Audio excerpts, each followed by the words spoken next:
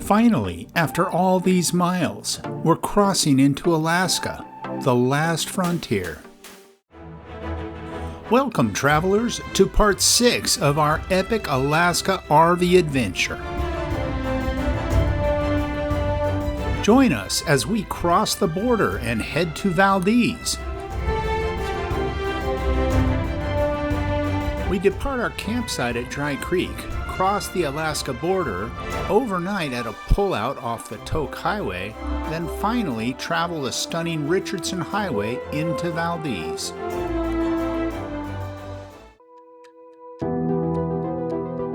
We're finishing the day at Dry Creek with a caprese-style salad. Then it's on to Alaska. This is the last leg of our Canadian journey, and we're excited to cross the border. We're so fortunate to have stayed in this stunning location for the night. With each new mile, the anticipation grows. We technically visited Alaska back in episode 3 when we explored Hyder, but crossing into the interior for the next several weeks, that's a whole new level. Speaking of places to stay, we're coming up to Snag Junction Campground. This was going to be our fallback option if Dry Creek had been occupied. We're going to duck in here for a quick look around. It's a typical Yukon campground, well maintained, only 15 spots, and there are a few where we might have squeezed in to get solar and Starlink. Uh-oh, looks like someone's having a rough day. Being broken down out here is a serious situation.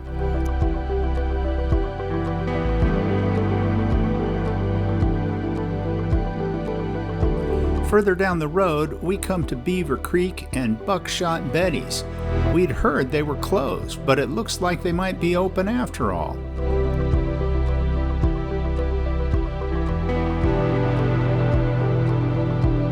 Interestingly enough, the Canadian port of entry is here, but we've still got 18 miles to go before we hit Alaska's. Perfect, a place to park by the sign. Now this sign, wow, it's a sticker mosaic. Finding a spot for ours might be a challenge. We'd love to hear from any of you in the comments section if you happen to stop at this sign and saw our sticker.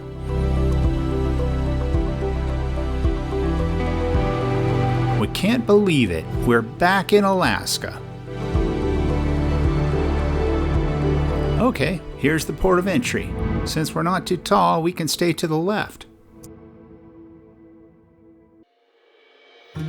Wow, that was very fast and efficient. A few quick questions and we're on our way.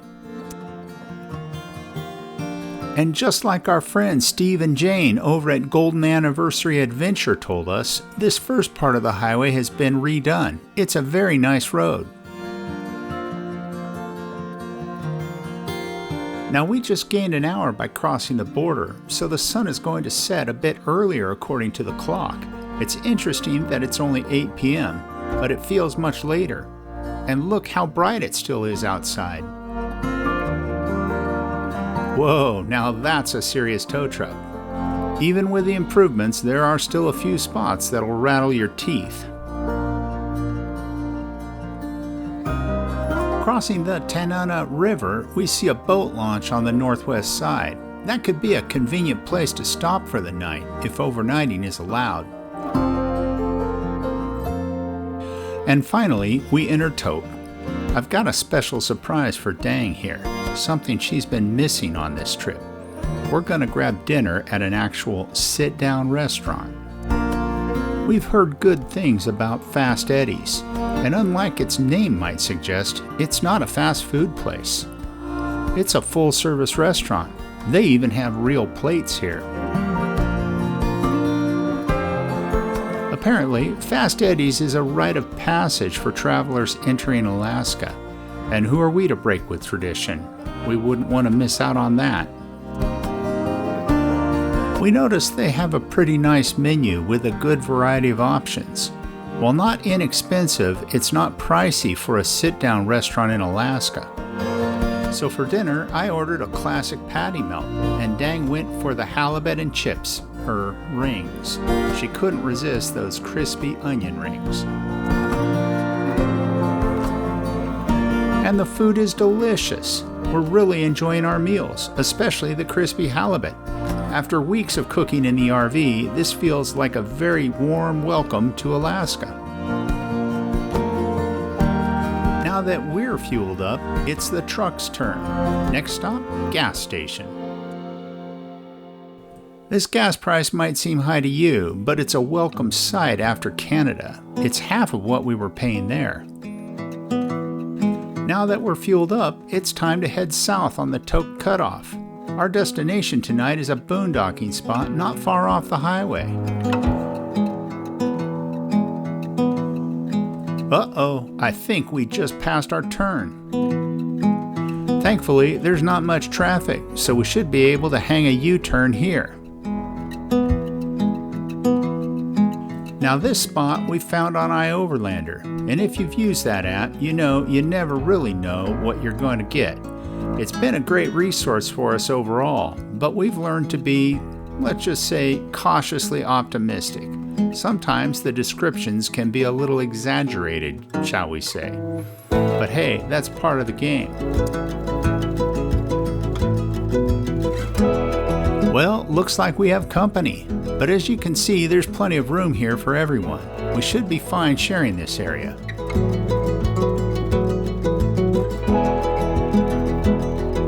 We'll introduce ourselves and make sure they're okay with us sharing this spot.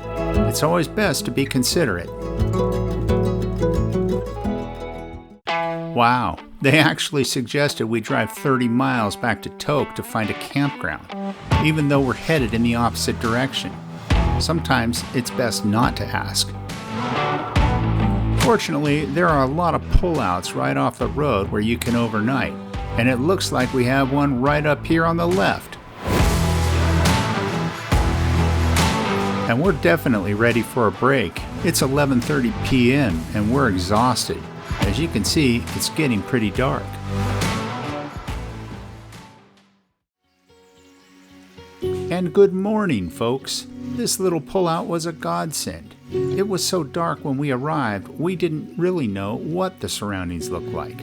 But now that it's morning, we can see just how stunningly beautiful it is.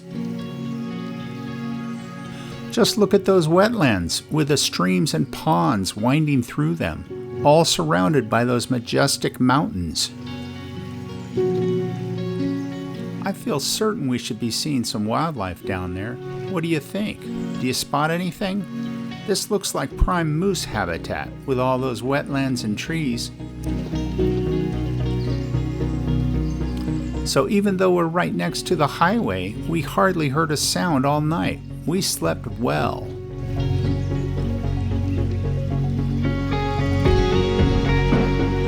And now, alas, it's time for us to bid farewell to the beautiful Little Tok River and verdant, vibrant vegetation that surrounds it.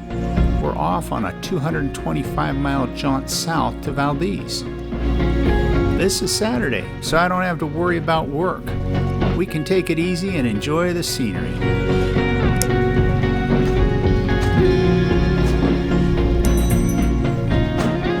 The Tok Cutoff, sometimes labeled the Glen Highway, is truly a gorgeous drive. But descriptions and even film can't truly capture the scale of the mountains or the density of the forests. You really have to experience this firsthand.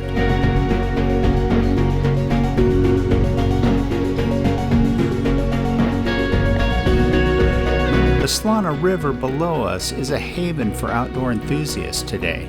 But it also played a vital role in Alaska's history. It was an important route for the native Alaskans and early settlers, connecting the interior with the coast.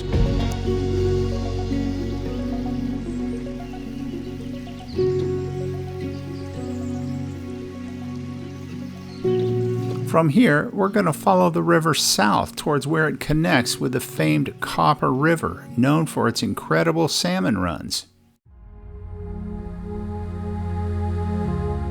And while the Tok Cutoff has for the most part been pretty decent, it does have its rough spots.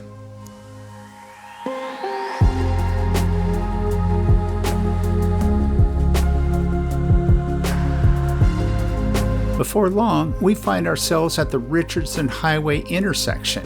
From here, it's just 130 miles further to Valdez, our destination for tonight.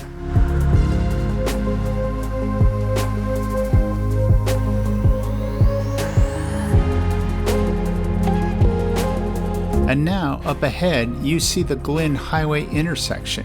If we wanted to head to Fairbanks, we could make a right turn, but Valdez is calling our names today, so we're continuing south. We saw one of those little camera signs by the side of the road and decided it was a good time for a break. This is Simpson Hill, and it has some fantastic views of the Wrangell Mountains.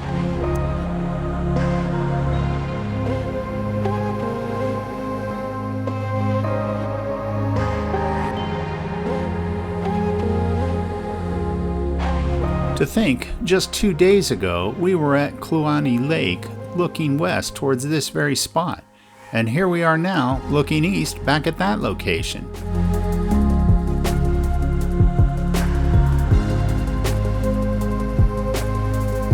Right next door is the tiny community of Copperville. It was once a much larger establishment back when the Trans-Alaska Pipeline was being built. As we walk back to the RV, we spot this interesting bird.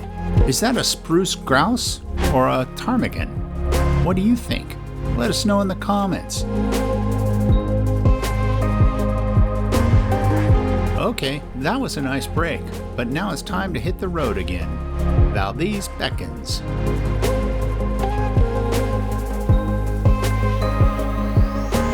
This drive just keeps getting prettier and prettier as we progress. Around every corner there's a new vista to admire. The Ticol River winds right alongside the Richardson Highway here, and there are so many beautiful places to stop and enjoy it. As you can see, we couldn't resist pulling over for a closer look.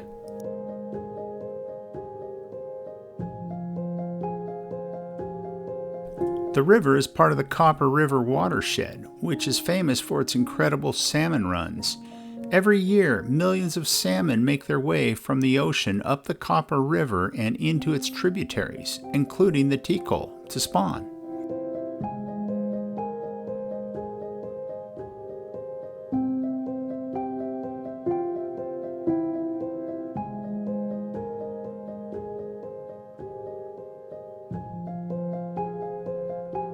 From here, it's just 60 miles left to Valdez. But first, we have to climb up those Chugach Mountains.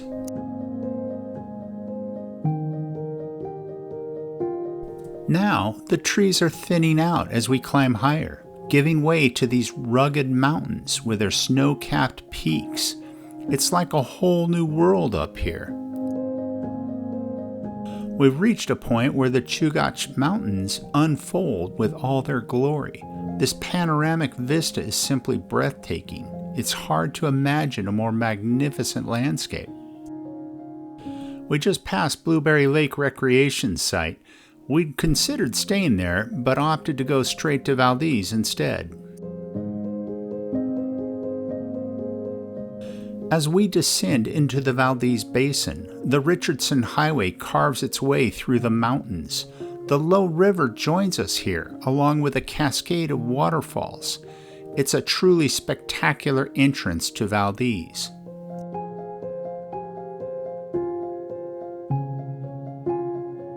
And now we're almost at Valdez. Anticipation is really starting to build. Will the RV park be a good place with a view? It's one of the smaller parks in the city, so we're hoping it's not too crowded. Oops, looks like we took a wrong turn. Time for an impromptu tour of the neighborhood. But after a little detour, here we are. Welcome to the Chena RV Park. It is indeed small, and we love that. Let's go check in. We have a street side spot, so we can pull right through. Nice. And our host Judy is super friendly and helpful. We have a very good feeling about our choice of RV parks here.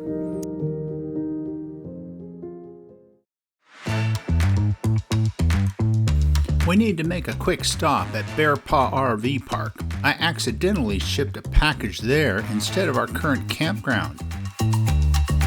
And the folks there were so kind. They're a bit surprised to receive a package for someone not staying there, but they held on to it and I was able to retrieve it. We really appreciate their help. Now that we have that lock secured, let's head over to the Solomon Gulch Fish Hatchery. We hear the salmon are running.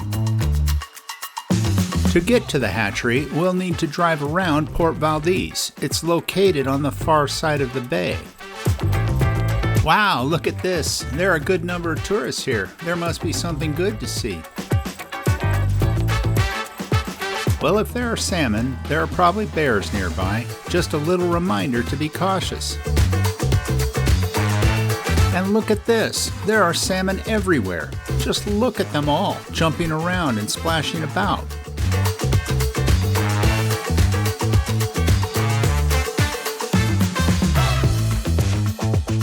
Those seagulls are going crazy. They're like, hey, free buffet. I think they're even more excited than the salmon are. Hey, that's no salmon. He's just pretending to be one so he can gobble them up. To protect the salmon and the water supply, the hatchery uses fish ladders to control how many salmon enter Solomon Gulch. This also allows them to collect some of the salmon for breeding and release millions more back into the wild. This fresh water is coming from the Solomon Gulch hydroelectric plant, which also provides power for the town. So they get their fresh water and power from the same source. Pretty cool. But look over here. This little guy seems a bit confused by all the commotion. He's just wandering around aimlessly, not quite sure what all the excitement is about. And back down here in the water, have you ever seen such a massive school of salmon? It seems like there are more fish than water.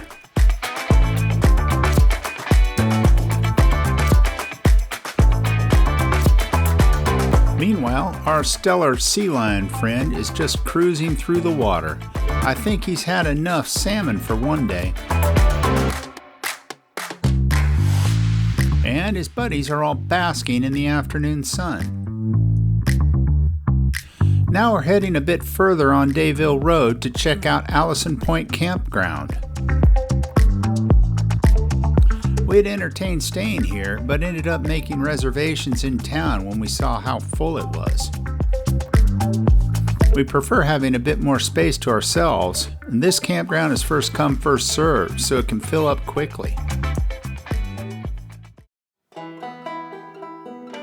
On our way back from the hatchery, we notice a sign for the old Valdez town site, and we decide to make a detour.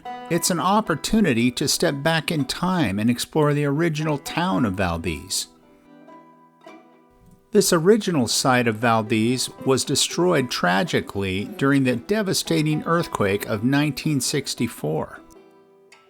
The earthquake triggered a massive underwater landslide in Port Valdez, which in turn generated a devastating tsunami. The tsunami swept through the old town site, virtually destroying it. Now, if you have a small enough rig, you can even spend the night here. Looks like these folks have found a nice spot. The new town site, located 4 miles west of here, is significantly further up from the water and on more stable ground. However, there's still a very active tsunami warning system with sirens throughout the town, and they conduct regular drills to ensure everyone knows what to do in case of an emergency.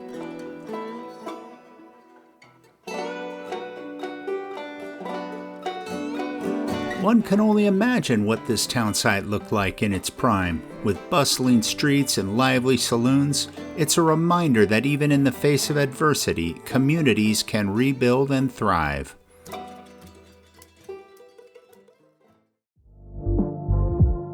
On our way back to town, we decide to cruise through the harbor and soak in those incredible mountain views. Now, there's a particular seafood restaurant we have on our must-visit list. You may have heard of it before. Some say they have the best fish and chips in Alaska. Time to see if the Fat Mermaid lives up to the hype. Well, look who it is. It's Bill. We were camped next to him way back in Prince George. We didn't expect to see them here. The Fat Mermaid is always busy, but we got lucky and didn't have to wait too long. And they have a pretty extensive menu. We were expecting just fish. It must be happy hour. I know we're happy just thinking about dinner. And it does not disappoint. Dang gets the salmon, and I have traditional fish and chips made with cod. It's a great dinner, and we highly recommend you stop here if you visit Valdez. With its close proximity to the bay and surrounding mountains, if you can get a seat on the patio, you will have a great experience. Now there is one more stop on our route back to the RV park. Right across from the park is Northern Treats Ice Cream, where they serve up some amazing desserts. If you enjoyed this video, please give us a like and subscribe to our channel so we can build more content like this. Stay tuned for next episode where we continue to explore the Valdez area. Thanks for watching.